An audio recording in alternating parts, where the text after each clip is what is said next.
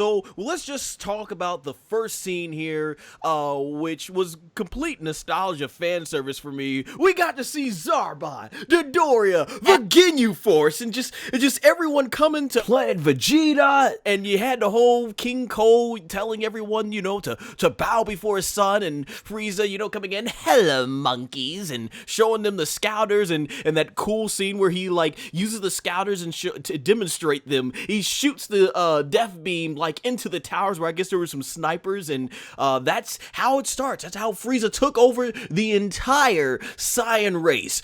Before we get into the next parts of the early part of the first initial part of this movie, let's just go ahead and get your thoughts. I thought the scenery was beautiful here. The scene was interesting, so we see that this was a younger Frieza because there was a lot of complaints about how his design looked, and apparently they fixed that later on with the armor. But yeah, I thought this was a great way to kick off the movie.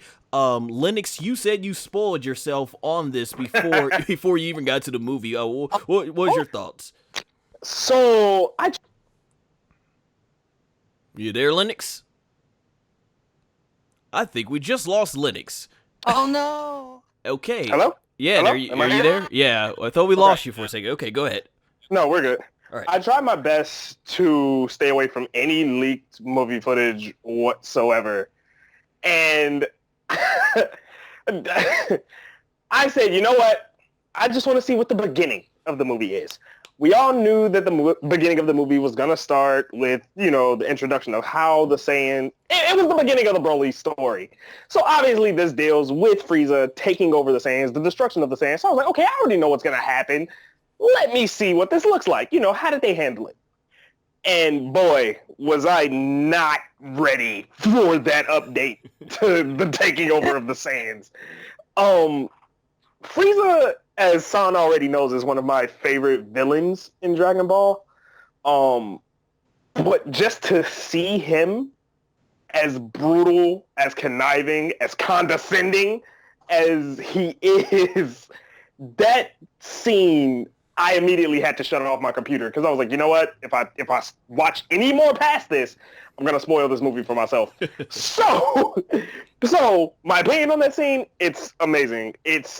It definitely sums up the reason why the Saiyans just didn't willy-nilly bow down before him. That was a complete and utter humiliation that Frieza put upon them. I'm pretty sure he was already well aware of the snipers that were watching them, but just to kind of baby them to oh, here, I have this new toy. Oh my. Maybe he wasn't. He couldn't sense powers back then. He couldn't sense ki back then. Well, I'm pretty sure they already knew. They wouldn't have been worried anyway because nothing they would have shot at them would have hurt them. Exactly. But it's just funny because the line he says when he puts on the scouter after he describes what they can do, he literally says, oh dear, there seems to be a couple of Saiyans posted in those towers over there with rifles pointed at us. That one has a power level of about 2,200. And then he just starts his massacre. That's Frieza in a nutshell. Evil politeness. Yeah, that's Frieza in a nutshell. It's a perfect, just Absolutely. level set. Definitely. Kat, what was your thoughts on the opening scene here? Oh boy. Oh, let me unload. Okay, so as a person who has read and written a lot of Dragon Ball fan fiction, shout out to my Dragon Ball fangirls out there. It was something that, in my opinion, was taken from the best fan fiction story you could read. Dragon Ball, one of the things that, because I think frustrates a lot of fans is sometimes that there are holes in the story, right? Oh yeah, absolutely. Exactly. They'll give you, we know all about Goku, and we of course know about Planet Vegeta, but we only got a very small glimpse of Planet Vegeta, mainly in the Bardock special. Everything that we had seen before then was just when they were showing the Great Apes during the Saiyan saga, where you just kind of see them being very destructive, but we don't get any sense of what it was like to be a Saiyan. And for a lot of us, we might just think, oh, they're just these destructive monkeys, as Frieza calls them affectionately. Just cause destruction, and they just cause all of this stuff, and we don't see the hierarchy, the different levels, or even like how Frieza came to be in the first place. Someone who's such a prominent figure in the Dragon Ball Saiyan fandom, you know, like how did he come across them in the first place? All these questions were answered so beautifully. In the first 15 minutes, I'm already like, oh my God, this is going to be a Dragon Ball story like I've never seen before. They're really about to give it to me. And like he said, Frieza was written perfectly. I can't think of any other way to introduce Frieza. And even if you've never seen a Dragon Ball film before, you watch this and go, oh, this guy's something else. He's about to come in and he's about to be a terrible person, and you're here for it. Because how could you not be? They're already presented to be these monsters, and here comes this guy just like, boop, you're gone, Saiyan, and you're gone, Saiyan. And you have King Vegeta. You know, the difference in the way that he encounters King Cold. He's, hey, trying to give a handshake, but Frieza he's petrified. Because here's this little kid. How old is Frieza here? Maybe like 3. Me and my friends joke that he's a toddler. Could be. He could be a toddler. Yeah, King Cole, he warned them at the beginning. He's like, this is my son. I'm retiring from the Frieza Force, but he's a lot more brutal than I. Exactly. Like, you know, it just makes you excited at this point. How could you not be? It's the music here, the music. I love that, yeah. They played it again in the Vegeta and Broly fight, too. I could talk about the soundtrack for this movie forever. I would propose to this soundtrack and ask to spend the rest of my life with it if I could. Hey, we definitely will speak more about the soundtrack and everything. But I was gonna say too, or did you say everything you wanted to say about the opening scene, Kat? Yes, that's I told you.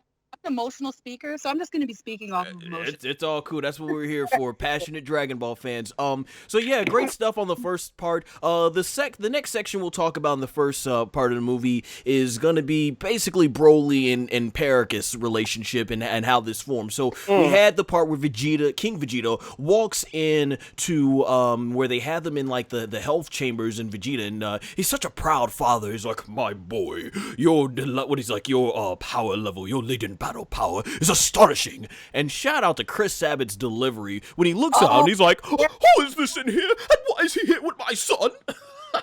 I cracked up so hard in the theater, and he gets rid of Broly. He has, and they played it very similar to the original Broly movie, where he gets he's basically got exiled from the planet. It wasn't as brutal as what we got in the movie, but you know, Paragus sees that King Vegeta is basically jealous of what Broly's power could become, and he just flies right out the window, and that's where him and Beats end up getting locked onto the planet Vampa. And Kat, you mentioned that this was so different than any Dragon Ball movie, and when I'm seeing like the space opera stuff they're doing and the way Planet Vampa looked, it had a very different feel to it than what we got in Dragon Ball. And you had like all the bugs and everything. Just atmospheric sense. Exactly. It was really incredible, and I enjoyed those parts. And you had where you had those big bugs first came out, and I think Broly is eating one of them already, which is just savage. Like, they sent Broly to die, and no, he's like, this planet, he's gonna eat its inhabitants, and that's just as a baby. Now here's a hilarious little spot, and we'll end at this before I let you both go on with your part. So we had the Saiyan Beats, and Saiyan, as you guys will know, pronounced in the Funimation dub for those out there wondering why I'm saying Saiyan. So I'm sorry, I was just saying Saiyajin. Oh yeah, Saiyajin, Saiyan, yeah, all type of ways to say it. But I still prefer Saiyan. Hey, that's fine too. Either way. So we had Beats where he was basically on the planet with King Vegeta, and there was that cool part where Paragus goes like, I gotta come with you. He said, of course. And then he's like, I won't take off or anything. He says, never. He said, a trustworthy Saiyan, I've never heard such exists, or something like that. And I remember our friend the Man 0001 was in front of us, and he was like, this guy looks like he's not much. He looked like a jobber. For those of you not familiar with wrestling terms, that's what you call a weakling. And I told him, I'm like, yeah, this guy's not gonna last long. Then 40 seconds later, Beats is like, we're stuck here, we're stranded, we have no planet. And then Paragus goes like, not for long. Boom! And then there goes Beats, he's dead. Wow. I knew he wasn't going to last long, but man, like, okay. And then, of course, if you guys seen, apparently Broly and Paragus took his gear, too. That's the pants Broly's wearing, and he took his fanny pack, too. Like, wow. But yeah, I thought this was just good stuff, something unbelievable that we haven't seen in Dragon Ball. So it just gave the whole movie a different feel. Kat, I'll start with you. Your thoughts on just the whole scene from the time frame of King Vegeta discovering Broly's power to them ending up on the planet. Well, at some point during this, actually, when Paragus is on his way to the planet, I leaned over to my friend and I go, "Wow, this is really science fiction, and I love this." I remember reading a long time ago that Akira Toriyama was inspired by Star Wars when he was of Dragon Ball, early parts of Dragon Ball Z, and sometimes that can get lost, because for a lot of people, you think of Dragon Ball Z, they immediately think fighting, fighting, fighting, even though there is this really strong, like, underlying layer of science fiction. And I love that they played on that. Like, I actually thought in mind of the video game Mass Effect, of how it really pulled you into this very space other world. I love that small scene of him killing Beats and him. You see that he's a Saiyan through and through, right? Like, up until this point, you see this father who's like, "Oh, I need to go out there and get my son. I have to get you right now, but I'm going to kill this guy first," because self-preservation at its finest. And that's great to see. And at this point, I can't remember, do we see little baby Raditz and baby Vegeta? That's towards the end. Towards the end. We'll get to those scenes. I'll save that part. But I love that the feel of the planet. I love that you see all these creatures that you never see before. It was really great. It was a great addition to Dragon Ball that didn't feel off-put. Sometimes, the movies, oh, you're just introducing this character just for this movie. But this was a really great way of making it seem like, no, this is the story. This is the planet. These are the creatures. We're not just making this up, kids. So I really enjoyed all of that part. Nice. Yeah, I remember them doing the designs. They put a lot of time into those. Linux, before we move on, what is your thoughts on that scenario, the whole scenario from there? Oh, well, I've already told you this in person. Like, the setup for the story makes sense this time around because it eliminates Goku even being around him, which I thank you for retconning that, because that was the dumbest thing ever in the original Broly. Oh, yeah. It's interesting that she mentioned how Paragus is shown to be a Saiyan through and through, because watching this movie on my third viewing of it, I didn't pay too much attention to it until then. But there's an interesting duality that you see between him and Bardock up until the planet gets destroyed. And it sums up basically what you just said, where Paragus, he mentions there, being a trustworthy Saiyan, like, who heard of such a thing. You even see him go to the point of backstabbing Beats, because he's worried about him and Broly and food. Things like that you see. And then on the flip side, they almost immediately show us Bardock, who for whatever reason has decided to have a change of heart. He's worried about his family, but he's accepted the fate. There's nothing they can do but to protect, his son. He decides, you know what? And I even love the line Bardock says when she asks him, I forget his wife's name. Gine. When she asks, when Gine tells Bardock, why are you doing this? It's not like it's normal for a Saiyan father to care about his son. And Bardock's like, maybe it's because I've been killing for so much. Maybe I just want to protect something this time. That's that right there, when you see that, and then you look at the comparison for Paragus is only protecting Broly for personal gain. Bardock is protecting Goku for self-preservation of his race. You don't notice it until you go back and watch it, and it's like, wow. Because I didn't realize both stories were kind of they were literally happening at the same time. So it's just, I like that setup. I like they set up Broly and Goku to, kind of similar paths, not similar paths. And that you see the difference between a kind-hearted Saiyan, and that there is the possibility of a kind-hearted Saiyan, which also makes Goku not an abnormality. But then you also see, Paragus was always in it for personal gain. He didn't care about Broly. He just wanted to make sure Broly survived so he can get his revenge. So I like that the movie establishes that very, very clear at the beginning, and I really like that they did that.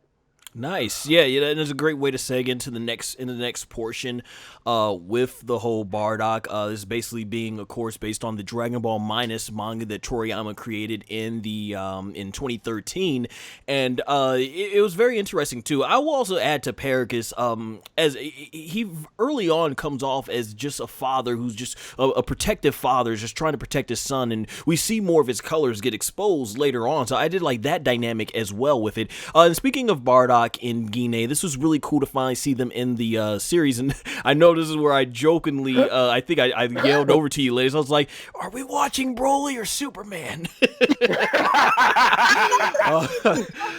But yeah, I had to kid. I'm not even that knowledgeable of a comic book fan, but yeah, this is the story of Bardock. Now, this is the first thing that emotionally hit me, the way they played the music, and Bardock and Gine sending Goku off to space, and Gine just, just terribly heartbroken that she's not going to see her son. It's the part where Gine goes onto the window and tells Goku, "Never forget us," and the ship flies off, and Linux immediately comes over to me on the side, and he goes like, "That's exactly what happens."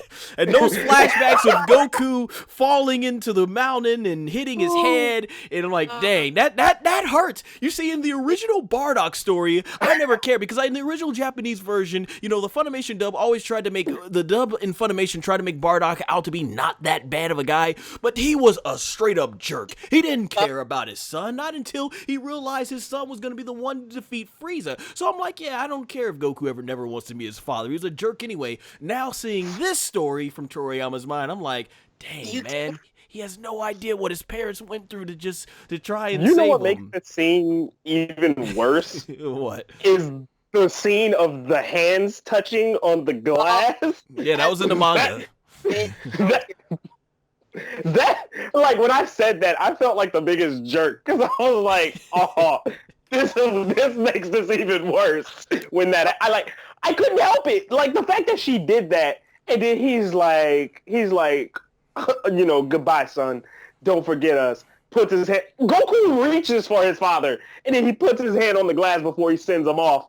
And then you get the memories of him instantly starting off forgetting them because he hit his head, and you get the Dragon Ball timeline. I'm like, right. Oh, that sucks. Yeah, and remember, folks out there, for those of you out there who are angry that Goku was sent in his Saiyan armor and everything, in Toriyama's original manga, we never see what Goku looked like being shipped to Earth. It was only shown in the anime, so that's what a lot of people have to remember because a lot of people are understanding like the differences between there. But we'll get to the differences soon enough. Before we move on to the rest of the early part of this story, Kat, anything you like to add on about this very emotional scene?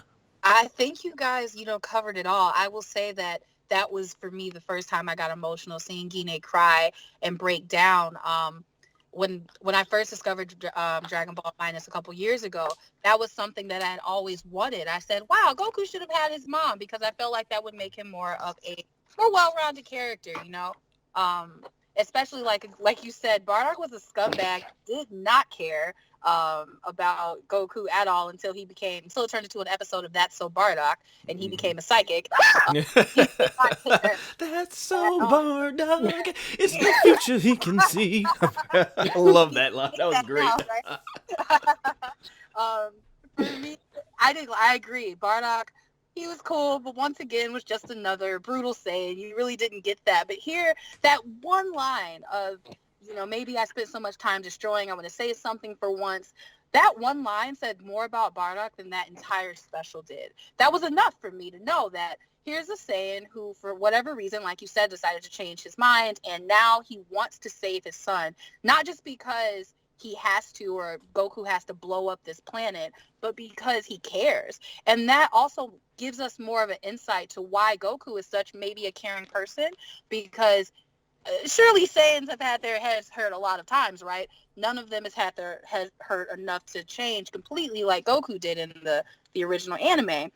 So it was nice to kind of get this other background as to why he's such a nice guy, because look at his parents. His parents weren't terrible people. So that was really nice. I appreciated that addition to this movie. Nice. Yep. Now, we're gonna finish up here with the first part of the movie, and might as well after that we will chime in with what we thought in comparison to the original TV special compared to this version. So then of course we get where Frieza, basically, he has that very devious line when he goes like, I wouldn't have summoned all these monkeys here for anything. He says it's a perfect plan to get rid of the entire race, planet and all. Love Chris Aries' delivery. I can't wait to hear Ryu say Nakaho's delivery in the Japanese version. So he did that whole thing where basically the planet, he does the whole little death ball, and the big giant death ball throws I'm about to say that wasn't a little death ball. No, yeah, I know. It forms into a big death ball, and I don't know about you guys, but I kind of thought it was hilarious. They're playing this very heroic music under such a terrible tragedy.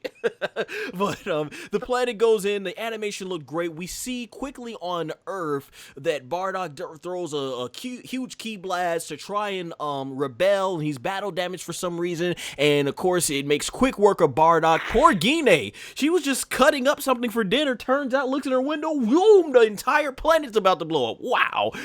And then the planet blows up, and we get a cool scene too with the scouter where they do a really nice take. We see the reflection of the planet blowing up, and the scouter just slowly goes down to zero, letting us know that the entire Saiyan race is wiped out. And that's basically what concludes the first part of the movie. Visually, I thought this looks good, but this is gonna be my point right here in terms of the first part of this movie. I'm gonna be honest, I thought this was rushed. I did enjoy the first part because it was deep on a story level, but there's just so much that I felt was rushed about this. I would have loved to have seen why was Bardock battle damaged, and I don't mind a good side of Bardock. I know a lot of people love the Bardock from the original TV special, and I do too.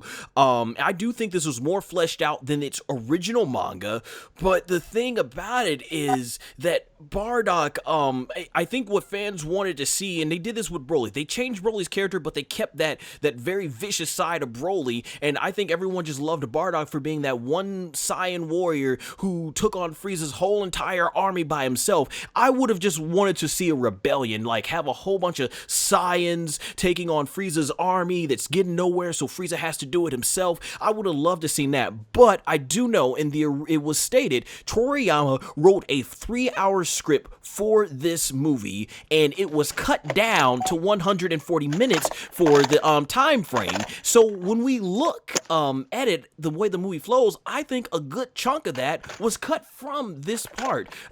I loved it. I did like the first part of it, but I just felt it was kind of rushed.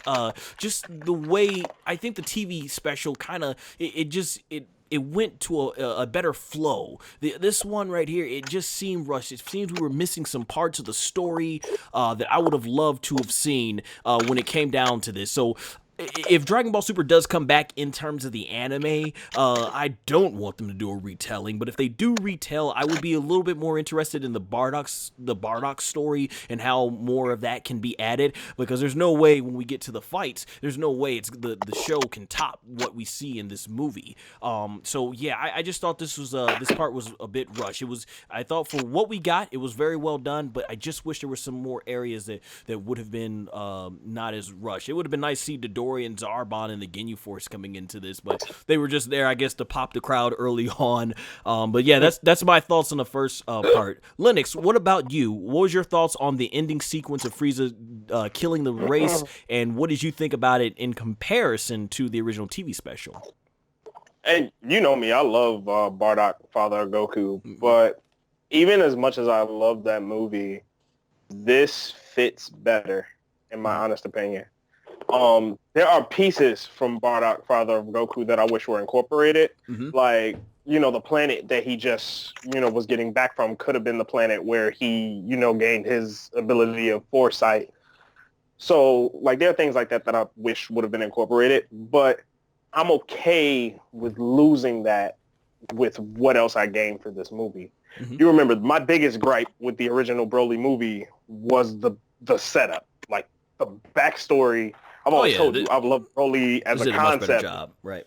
Yeah, I've always loved Broly as a concept, but I always felt the story around him was really, really weak.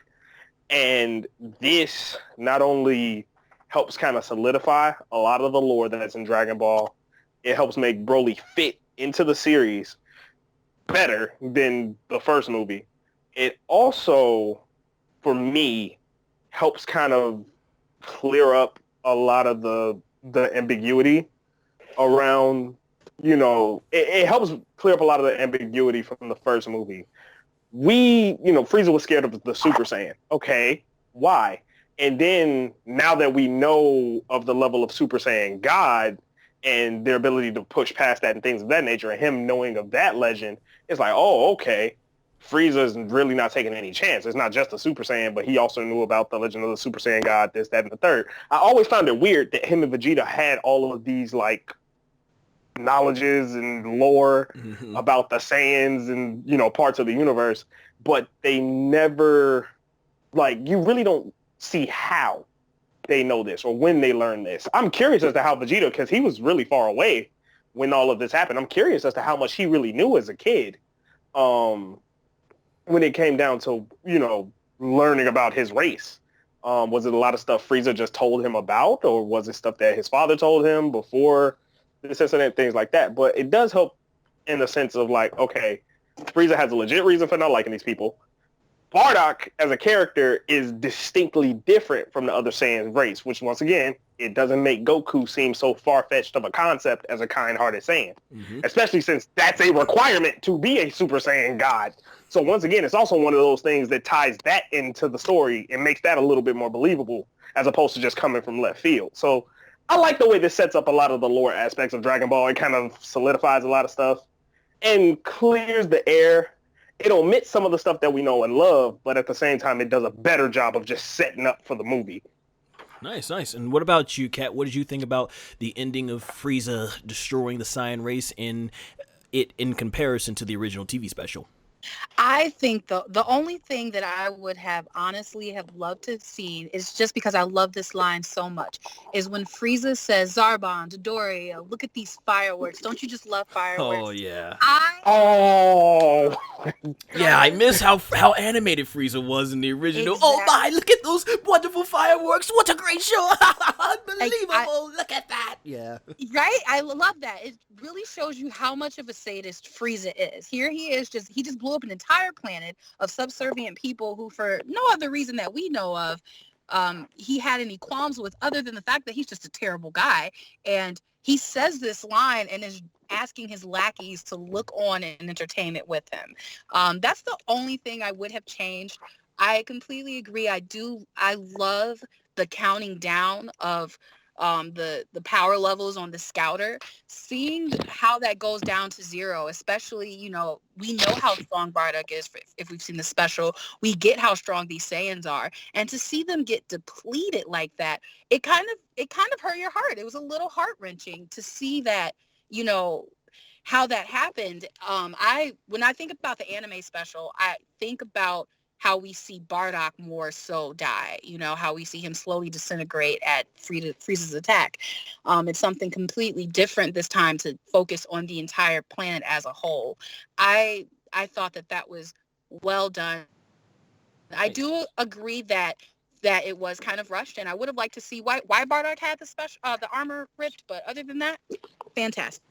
Yeah, and we did get some retcons, because in the original manga that Toriyama was inspired from, he drew Bardock in the scene in the armor from the TV special. So now they've gone ahead and he's changed that in there. And I remember we were always told originally that all the Saiyan warrior race was pretty much they were just barbarians and evil, which is why me and Linux, when we first saw Battle of Gods, we were like, what? Pure-hearted Saiyans? But they've gone. Toriyama's gone ahead and he's explained the whole Yamoshi story and everything. But yeah, I mean, it was definitely, I do think it was a nicer story. I just wish there was a few more added pieces to it. But let's move on to the survivors here. Before we get to the big showdown here, we got Raditz, baby Raditz, pretty much, in Vegeta, and Nappa. That was really cool. They kept Nappa's design with the hair from the original TV special. I freaking love it how Raditz was going like. Yeah, Raditz was like, oh boy, that planet. He's like, oh, they're planet. What do you say? Something like, he says, oh, I think they sent my brother out to a planet Earth. Heard he's a weakling or something. I really would have loved to know why, out of everyone in his family, why was Raditz a jerk? He certainly couldn't have gotten it from his father or mother. And then you have Vegeta's like, oh man, no, I'll never become king. I love that part. I love that, yes. And they even mentioned Tarble, so I actually enjoyed this scene because this was a great, and this is what I love about Dragon Ball, when they do go out of their way to explain little things in 1 or 2 sentences, because people were going in the movie like, are they going to ignore Raditz? Are they going to ignore Tarble? And they announced that. I love when they do things like that, just to let Dragon Ball fans say, hey, we haven't forgot that we created these other Saiyans, and we mentioned it. I love that. I laughed so hard at that too. Hey, Vegeta, you had a brother, didn't you? The more he said that, I'm like, oh, here we go. Yeah. And in typical Vegeta fashion, he completely ignores Tarble's existence. Like, yeah, he probably survived. Maybe. Definitely a lot more lighthearted. We even saw a few other Saiyans with them on the planet. A lot more lighthearted than what they did in the original TV special where Bardock, they just told him Vegeta just did not care. And he's all like, oh, I don't. He says, your planet, Vegeta was ruined. Frieza sends his condolences. He says, okay. And they pan out, and he's literally killed the entire race and just eating them one bit of a time. But this one was great because I acknowledged that he'll never become prince. So that was a great way for everybody who always knows he never calls himself the king. One of the theories I do have about Raditz, though, now that I'm thinking about it, is for Raditz to be going on patrols with Vegeta would also mean he's technically considered either an elite Saiyan or he's considered strong enough to be part of the prince's guard. So he may not have been around Bardock enough to pick up on those traits. Mm-hmm. Remember, Goku was still at home. He was still, being nurtured by Gine, even though he was in the pod. Bardock wasn't a jerk like we've known him to be. I'm pretty sure he was still standoffish as a Saiyan father, but he could definitely care for his son. Raditz, even if he didn't, he's going to look up to Bardock, who is your standard Saiyan. Maybe not as aggressive, but standard Saiyan. And then he's hanging around Vegeta, Nappa, and whatever the rest of that little squad was. Whatever happened to those 2 Saiyans? I do want to know what happened to those 2. I don't think much of anything probably ever happened to them. Obviously there's a reason why only Raditz and Vegeta were left. Did they die? They probably did. I wanted to say too, I love how they tied everything past Dragon Ball when they have Goku's space pod go on to Earth and they quickly flash the flashbacks of like all the different scenes from Dragon Ball and Dragon Ball Z to Goku and Vegeta sparring with each other in Ocean. That was great. I really love that. I remember you, the Linux XB, you're like sick. Before we get on with the main plot, Kat, anything you wanted to add about that whole seeing Raditz and Nappa and Vegeta and the little flashback, the way they tied everything back into the current time frame? I think you guys pretty much covered it all. I really love Son Goku and his friend's return, and I love Tarble and his little cute wife. So it was really nice to finally get him a part of something. For a second, I was worried that they had made Kaba in a response to Tarble because they look pretty much alike, and they seem to be very similar in personality types, especially with the whole, Vegeta is master around here. So it was really nice to finally get him officially a part of the storyline. I love seeing Baby Raditz. I don't know if you guys have seen read the little Raditz side manga. I think it's fan made of what he was doing around this time, and that had always gotten me interested in what was Baby Raditz doing, and it was really nice to see. So those are my thoughts. Nice. Yeah, I'll have to go ahead and check that out and everything. I think Raditz is one of those characters that probably had the least had so much potential, but Toriyama just killed him off. But somebody had to die. He had to kickstart Piccolo and Goku teaming up some way, right? Yeah, somebody had to go. Hey everybody, SONGOSHUAKU'S here! If you enjoyed this sound clip, click the link here in the video to listen to our full podcast review of Dragon Ball Super Broly. Also, links to all our social media is in the description below. Lastly, subscribe, followed by hitting the notification bell so that way you are notified as soon as my content is released.